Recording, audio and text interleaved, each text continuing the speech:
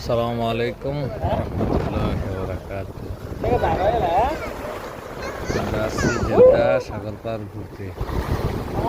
জায়গাটা অনেক অনেক সুন্দর। আসলে আকাশটাও নীল, পানিটা এত সুন্দর পরিষ্কার দেখা যাচ্ছে, মাছগুলো দেখা যাচ্ছে। আসলে ক্যামেরাতে মোবাইলে যে ক্যামেরা ওটাতে ভালো দেখা যাচ্ছে না, কিন্তু নাহলে মাছগুলো অনেক সুন্দর, অনেক মাছ ধরতেছে।